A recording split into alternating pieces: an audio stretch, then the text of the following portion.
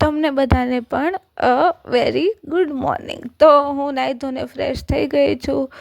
તમે જોઈ શકો છો કે મારા હેરની હાલત, અને ખબર નહીં મારા ફેસના પિમ્પલ પણ વધી ગયા છે. પછી મેં આજે ટ્રેન્ડ્સમાંથી ટોપ લીધું હતું, એ ટ્રાય કર્યું. આમ મને સરસ લાગ્યું, બટ મને સ્લીવ થોડીક મોટી લાગે છે. બટ ડિટેલિંગ એટલી સરસ છે ને, મતલબ ઝીણું ઝીણું વર્ક છે ને, તો મને બહુ જ ગમ્યું અને આઈ લવ ઇટ.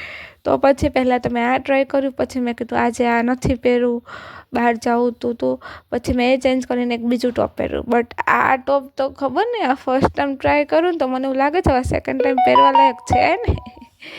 એટલે પછી મેં આ ટોપ બી ટ્રાય કર્યું, અને હું ઘડીએ ઘડીએ મારા ફેસ જ જોઉં છું કે શું થયું છે, મને કંઈક થતું હતું એટલે. પછી એન્ડ લાસ્ટમાં મેં પહેરી લીધું મારું હસબન્ડનું ટી શર્ટ. પપ્પાના ઘરે હોય તો ભાઈનું ટી શર્ટ, અને અહીંયા હોય તો હસબન્ડનું ટી શર્ટ. અને પણ તમે જો આગળના બેઉ ટી શર્ટ મારા છે, એ બેઉ કરતાં મને આ વધારે ક્યુટ ને પ્રીટી લાગ્યું. તમે કહો તમને કયું ગમ્યું? પછી હું રેડી થઈ ગઈ હતી, અને રેડી થઈને આવી ગઈ હતી બહાર, મતલબ શેરીમાં, કે થોડીક વાર બેસું ને થોડીક વાર મતલબ જો એમ વાતાવરણ મસ્ત ઠંડુ ઠંડુ જેવું હતું એટલે. પણ ત્યાં મારા હસબન્ડ આવી ગયા ને અમે જતા રહ્યા હતા બહાર ગામમાં. અને ગામમાં જઈને પણ મારા હસબન્ડ તો જતા રહ્યા હતા શોપની અંદર, અને હું એકલા એમનો વેઇટ કરતી હતી બહાર. પછી સાંજ પડતા અમે આવી ગયા હતા ઢોસા ખાવા. તો તમે જોઈ શકો છો આ અહીંયા એક નવું બન્યું છે અમરેલીમાં, GJ5, તો ત્યાં અમે ઢોસા ખાવા આવી ગયા હતા. એન્ડ આ ઢોસા છે. Thank you.